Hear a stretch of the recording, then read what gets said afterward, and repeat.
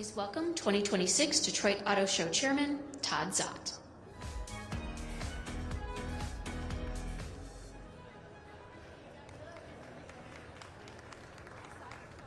Good morning.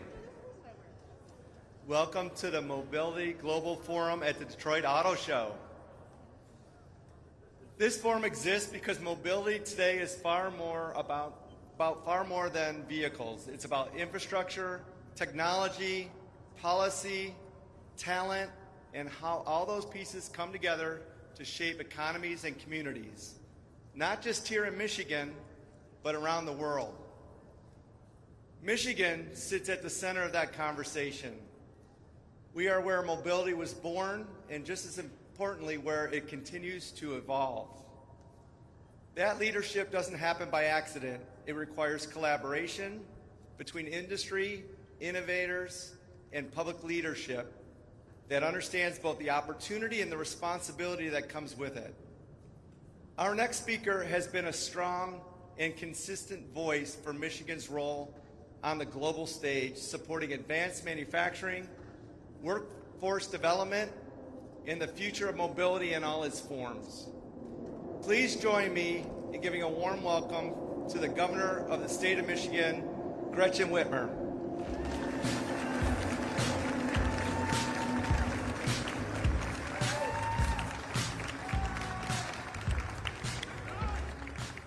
Well, good morning. I'm glad to see so many of you made it in this morning.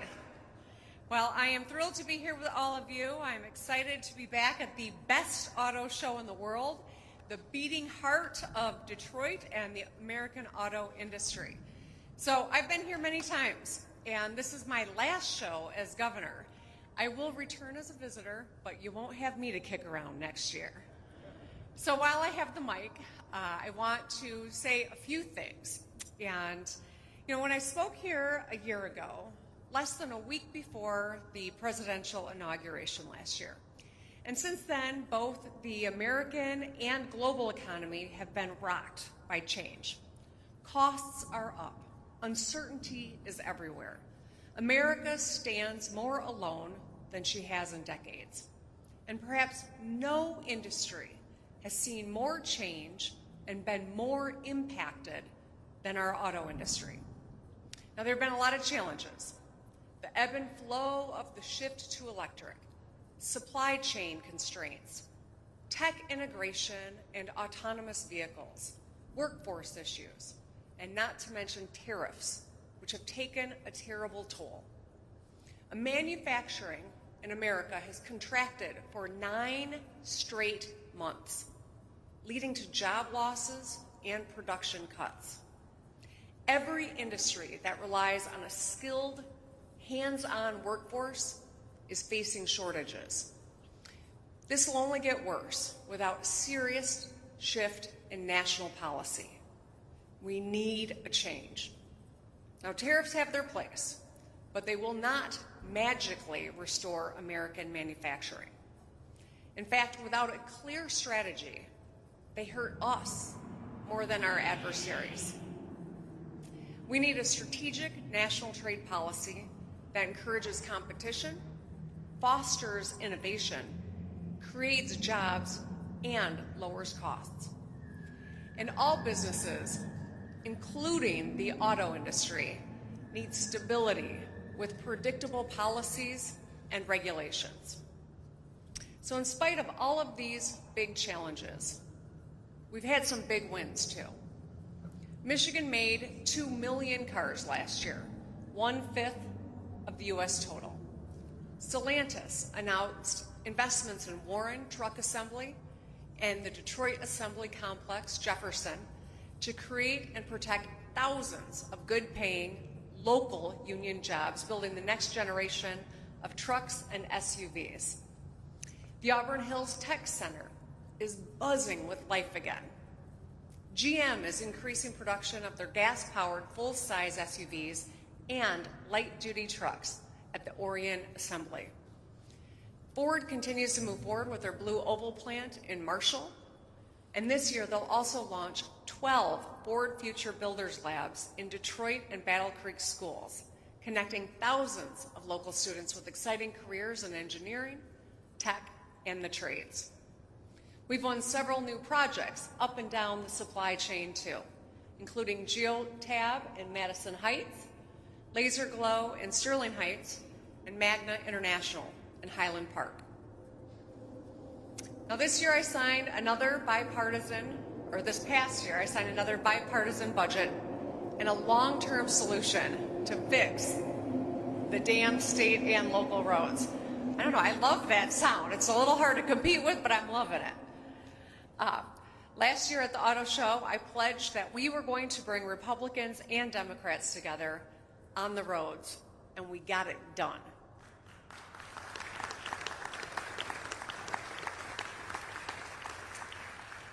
And 2025 tested us, but we still are who we are. We are #1 for auto manufacturing, R&D, and workforce. We are #1 for battery and EV investment. We are #4 for regional workforce development. We are top 10 for clean energy jobs and top 10 for doing business for the 3rd year in a row. In 2026, Michigan will stay focused on setting our auto industry up for success. So to do that, we have to look at what we're up against. And we have to be very clear-eyed about this. In a word, we're up against China. China's ultimate goal is complete vertical integration. From extracting metal and minerals out of the ground to handing customers the keys, China wants to dominate every part of auto manufacturing. And they are making major headway. China today mines or processes most of the metal, ore, and rare earth materials needed to build cars. They make 3 times as many cars as we do. 3 times. In 2025, they exported 6.8 million vehicles, up from just 1 million in 2020. That is a 7-fold increase in 5 years. Since 2009, their government has directly invested more than $230 billion into electric vehicles and batteries. They've captured so much market share almost everywhere, except for the United States and Canada. Amidst rising competition, it's tempting to see the future as zero-sum, like a philosophy where I win only if you lose. But that could lead someone to believe in a magical power of tariffs. But as we've seen over this past year, they don't work alone. Nothing does. We have to meet these challenges. But how? We can't just copy China's top-down, go-it-alone approach. Instead, we need to double down on our strengths: innovation and collaboration. So first, innovation. We've been good at this for a long time. The assembly line was conceptualized here in Michigan to make more cars faster. But countless other industries benefited from that. They adopted it for themselves. And that's the beauty of a great idea. You can make it your own. Interchangeable parts, lightweight plastics and polymers, and just-in-time supply chain. These are the ideas that started in the auto industry, but were adapted to improve all of manufacturing. You know, Michigan is still home to some of the most exciting automotive research happening anywhere on the globe. We still have the highest density of engineering talent in any state in the country. We still have the best and largest network of small and medium-sized auto suppliers. We often talk about diversifying our economy away from the auto industry. But the secret is to use our auto industry as a launch pad for innovation. To help us, the state's Community and Worker Economic Transition Office will be releasing Michigan's first ever economic transition strategy later today here at the Auto Show. Now, their plan will help auto suppliers continue to be strong partners for OEMs and offer them a path to participate in emerging supply chains for clean energy, defense, aerospace, and chips. We must keep incentivizing R&D because it leads to innovation. Over the past century, federally funded R&D created the internet, touchscreens, GPS, LEDs, MRIs, microchips, mRNA, vaccines, and so much more. Instead of building on that incredible record right now, though, the folks in DC have made deep, devastating cuts to R&D. Meanwhile, China has been ramping up. They now spend more on R&D than the U.S. for the first time ever. In Michigan, at the state level, we still believe in science and technology. We established a bipartisan R&D tax credit. We work with our universities on cutting-edge initiatives, the facility for rare isotope beams at MSU, and an upcoming supercomputer thanks to a partnership between University of Michigan and Los Alamos National Laboratory as two prime examples. And you know what? I want to share some news while we are all here. Backstage, just before I came out to speak, I signed an executive directive to help us explore geologic hydrogens as a new source of clean, reliable energy in Michigan. Now this directive, it's exciting. This directive could make us a national leader in this space. We're already seeing a lot of interest in Michigan because we have more potential reserves under our feet than any and every other state. If our hydrogen reserves are proven safe and viable, they could lead to massive economic boom, creating jobs, lowering costs, and reducing our reliance on foreign fuel. With this directive, we can pioneer the future of energy and grow the Michigan economy.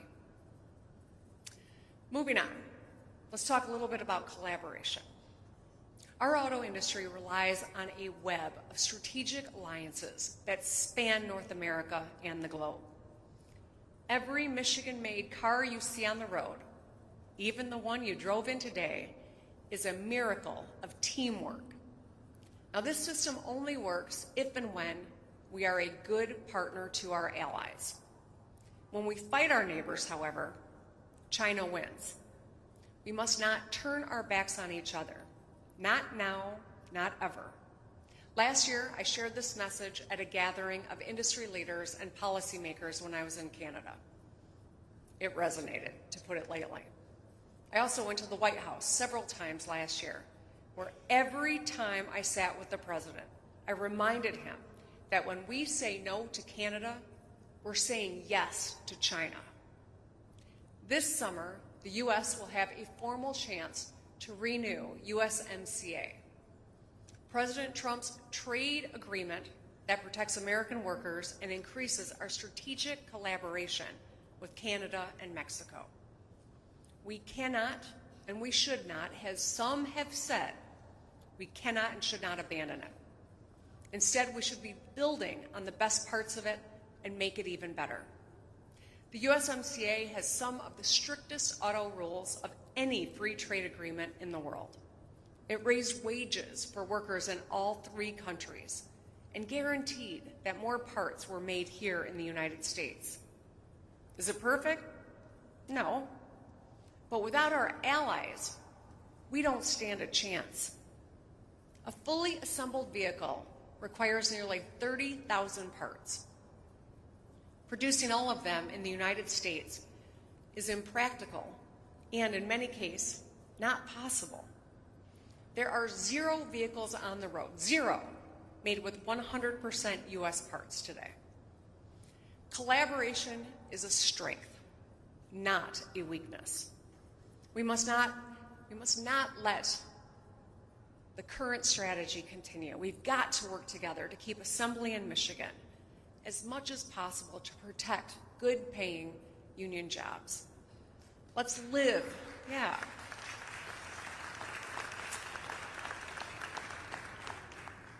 Let's live by the unofficial motto of the United States Marine Corps: no better friend, no worse enemy. If you're willing to play fair, pay your workers well, and invest in America, we've got your back. But if you're going to steal technology, ignore worker protections or environmental standards, and use government funding to clear out competition, we're going to take you on. The American auto industry of 2025, let alone 2050, can't exist on an island. To compete against our adversaries, we have to collaborate with our friends. To set ourselves up for success, here's what we have to do to get this done this year. First, the legislature has got to get their job done on time this year, and that means they got to get the state budget done and over to my desk by June 30th this year. With so much uncertainty in the world, we owe it to local governments, schools, and business leaders to enact a transparent, timely budget. I'm confident we can get it done. Next, got to talk about our workforce. We need more skilled workers to fill good-paying, in-demand auto jobs, from mechanics to technicians to programmers to engineers. We already have several programs to help people get skills, and they're working. Going Pro, which helps employers train and retain their employees. The Community College Guarantee, which gives every high school graduate the chance to earn a tuition-free associate's degree. The bipartisan program I want to draw our attention to now, however, is the Michigan Reconnect. This offers all Michigan residents over 25 and up, the chance to earn an associate's degree or skills certificate tuition-free. Now, I ran on this back in 2018, and I was thrilled we got it done in my first year. But since then, we've expanded it, all with bipartisan support. And more than 200,000 Michiganders have signed up. Now, they might be changing careers, looking to make more money, or pursuing a lifelong dream. But no matter their reason, I'm really proud of every Reconnector for betting on themselves. In 2026, we can make Reconnect even better. This morning, I'm calling on the legislature to permanently expand Reconnect to every Michigander 21 years old and up.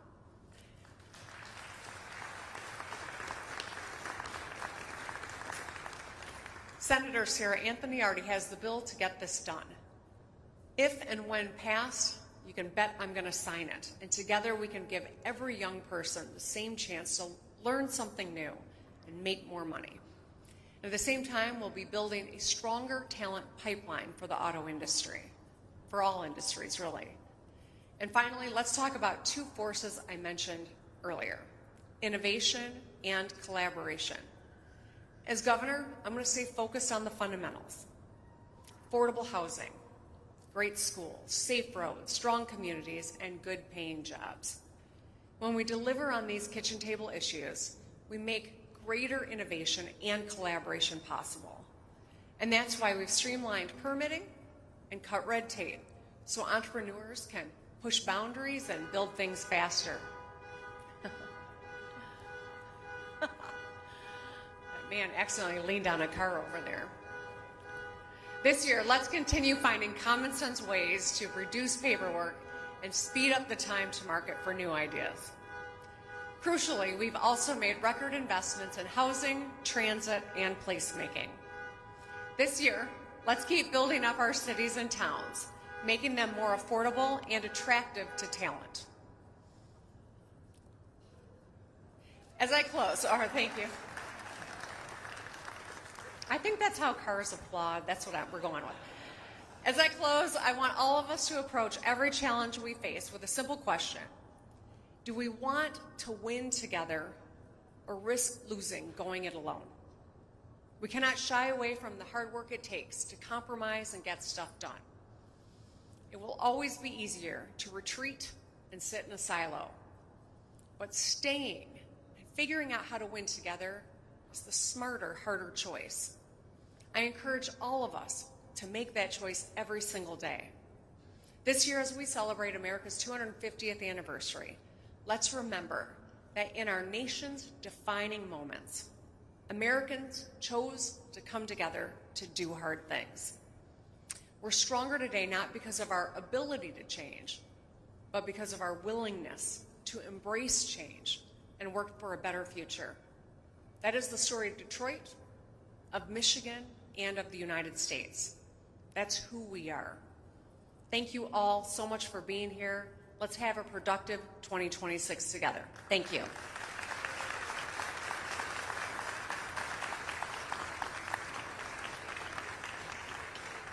Thank you, Governor Whitmer. What a